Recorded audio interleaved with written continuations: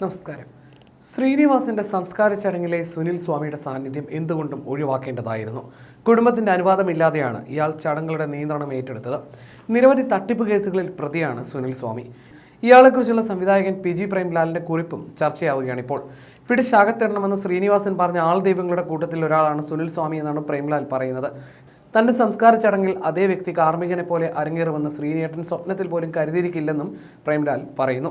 ശ്രീനിവാസിന്റെ ഭാര്യയുടെയോ മക്കളുടെയോ അനുമതിയില്ലാതെയാണ് സുനിൽ സ്വാമി അവിടെ നിറഞ്ഞതെന്ന് മറുനാടൻ റിപ്പോർട്ട് ചെയ്തിരുന്നു.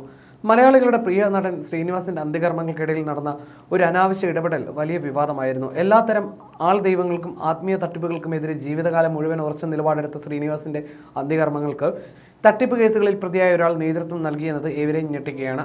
പാലക്കാട് മുതലമട കേന്ദ്രീകരിച്ച് പ്രവർത്തിക്കുന്ന സുനിൽ സ്വാമി എന്നറിയപ്പെടുന്ന വ്യക്തിയാണ് ആരുടെയും ക്ഷണമില്ലാതെ അന്ത്യകർമ്മങ്ങളുടെ ചുമതല സ്വയം ഏറ്റെടുത്തത്. അന്താരാഷ്ട്ര തട്ടിപ്പ് കേസുകളിൽ പ്രതിയായ ഇയാൾ ഇക്കഴിഞ്ഞ മെയ് മാസത്തിൽ കോയമ്പത്തൂരിൽ 3 കോടി രൂപയുടെ തട്ടിപ്പ് കേസിൽ ക്രൈംബ്രാഞ്ച് പിടിയിലാവുകയും ജയിലിൽ കിടക്കുകയും ചെയ്ത വ്യക്തിയാണ്.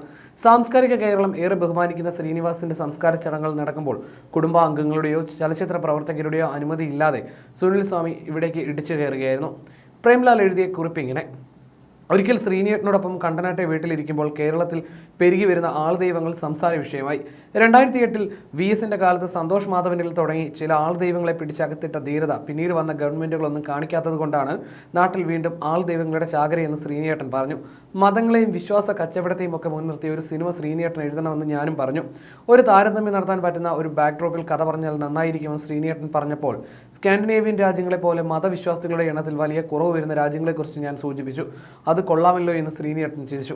അന്ന് സംഭാഷണ മധ്യേ പിടിച്ചകത്തിടേണ്ടവരും അകത്തിടപ്പെട്ടവരുമായ ആൾ ദൈവങ്ങളെക്കുറിച്ച് സംസാരിക്കുന്നതിനിടയിൽ കടന്നു വന്ന ഒരു പേരാണ് മുതലമടയിലെ സുനിൽ സ്വാമി. വർഷങ്ങൾക്ക് ശേഷം തന്റെ സംസ്കാര ചടങ്ങിൽ അതേ വ്യക്തി കാർമികനെ പോലെ അരങ്ങേറുമെന്ന് ശ്രീനിയേട്ടൻ സ്വപ്നത്തിൽ പോലും കരുതിയിരിക്കില്ല.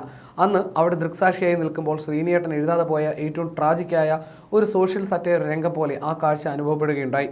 ശ്രീനിയേട്ടൻ്റെ ഏറ്റവും വലിയ സ്നേഹവും വിശ്വാസവും വിമല ചേച്ചിയായിരുന്നു. എന്നോടുള്ള ഇവളുടെ സ്നേഹം കാണുമ്പോൾ ഇവളെ പോലെ ഒരെണ്ണത്തെ കൂടി കല്യാണം കഴിച്ചാലോ എന്ന് ആലോചിക്കുകയാണ്. ഇരട്ടി സ്നേഹം കിട്ടുമല്ലോ. പ്രേംലാലും കാര്യമായി ഒന്ന് അന്വേഷിക്കണം എന്ന് പറഞ്ഞ് ശ്രീനിയേട്ടൻ ഉറക്കെ ചിരിച്ചു. ഒരു ദിവസം സ്വയം ഒരാളെ ഇതുവരെ അന്വേഷിച്ച് കിട്ടാത്ത പ്രേംലാല ഈ പ്രായത്തിൽ നിങ്ങൾക്ക് വേണ്ടി പെണ്ണന്വേഷിക്കാൻ നടക്കുന്നതെന്ന് വിമല ചേച്ചി എന്നെയും ചേർത്ത് പകരം ട്രോളി. മറ്റൊരിക്കൽ ഞാനും ശ്രീനിയേട്ടനും അകത്തിരിക്കുമ്പോൾ ഒരു അമ്പലത്തിലെ പറയെടുപ്പോ മറ്റോ പുറത്തു വന്നു. അത് കഴിഞ്ഞ് വിമല ചേച്ചി അകത്ത് വന്ന് ശ്രീനിയേട്ടൻ്റെ നെറ്റിയിൽ പ്രസാദം തൊടുവിച്ച് അടുക്കളയിലേക്ക് പോയി. ഞാൻ കൗതുകത്തോടെ നോക്കിയിരിക്കുന്നത് കണ്ട് ശ്രീനിയേട്ടൻ പറഞ്ഞു, മായ്ച്ചു കളയാൻ വയ്യ, വിമല തൊട്ടതല്ലേ. 15 വർഷത്തെ സൗഹൃദത്തിനിടയിൽ നൂറുകണക്കായ അവസരങ്ങളിൽ ശ്രീനിയേട്ടനൊപ്പം ഇരുന്ന് രാഷ്ട്രീയവും മതങ്ങളും ആൾദൈവങ്ങളും അന്ധവിശ്വാസങ്ങളും മലയാളിയുടെ കാപട്യങ്ങളും പുരോഗമന നാട്യങ്ങളുമൊക്കെ ഹാസ്യാത്മകമായി വിമർശിക്കപ്പെട്ട അതേ അകത്തളങ്ങളിൽ മരണാനന്തര ചടങ്ങുകളിലെ നിരർഥകതയെക്കുറിച്ച് പറഞ്ഞ് ഉറക്കെ ചിരിച്ചിട്ടുള്ള അതേ ശ്രീനിയേട്ടൻ്റെ അവസാന ചടങ്ങിൽ മന്ത്രങ്ങളും കർമ്മങ്ങളും അരങ്ങേറുമ്പോൾ അവിടെയും ഞാൻ കാതിൽ ശ്രീനിയേട്ടനെ ചെറുചിരിയോടെ പിന്തുണയോടെ കേട്ടു. വിമലയുടെ ഇഷ്ടമല്ലേ നടക്കട്ടെ. വെള്ള പുതച്ച് സുനിൽ സ്വാമി ശ്രീനിയേട്ടന് ചുറ്റും നിറഞ്ഞാടുന്നത് കണ്ടുകൊണ്ട് നിൽക്കുമ്പോൾ ആദ്യം ഞാൻ കരുതിയത് അതും വിമല ചേച്ചിയുടെ ഇഷ്ടമെന്നാണ്. പക്ഷേ പെട്ടെന്ന് തന്നെ തിരിച്ചറിഞ്ഞു അങ്ങനെയല്ലെന്ന്.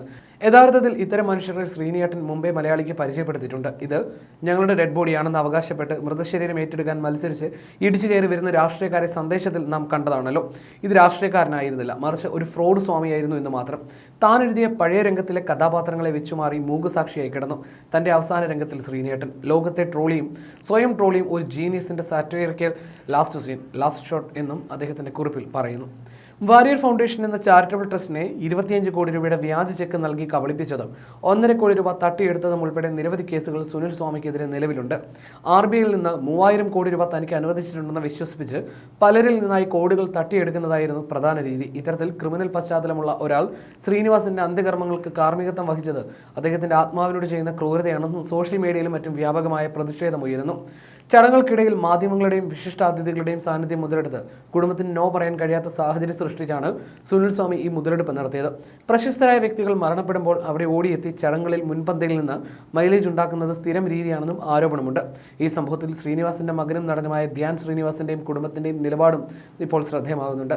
കടുത്ത ഈശ്വരവിശ്വാസിയോ അല്ലെങ്കിൽ മതനിഷേധിയോ ആയിരുന്നില്ല ശ്രീനിവാസൻ എന്നും നല്ല മനുഷ്യനായി ജീവിക്കുക എന്നതാണ് ഏറ്റവും വലിയ മതമെന്ന് വിശ്വസിച്ചിരുന്ന പിതാവിന്റെ അതേ നിലപാടാണ് മക്കൾക്കുള്ളതെന്ന് ധ്യാൻ നേരത്തെ തന്നെ വ്യക്തമാക്കിയിട്ടുണ്ട്.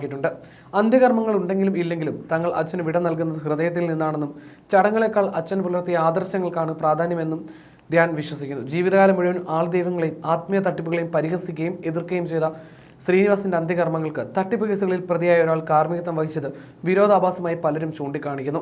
കുടുംബവും അത് ആഗ്രഹിച്ചിരുന്നില്ല. എന്നാൽ അന്ത്യകർമ്മങ്ങൾക്കിടയിൽ ഒരു തർക്കത്തിന് മുതിരാതെ അമ്മയുടെ ആഗ്രഹപ്രകാരം മതപരമായ ചടങ്ങുകൾ നടക്കട്ടെ എന്ന പക്വമായ നിലപാടാണ് ധ്യാനും വിനീതും സ്വീകരിച്ചത്. തട്ടിപ്പുകാരൻ വന്നത് ആ കുടുംബത്തെയും വേദനിപ്പിക്കുന്നുണ്ട്.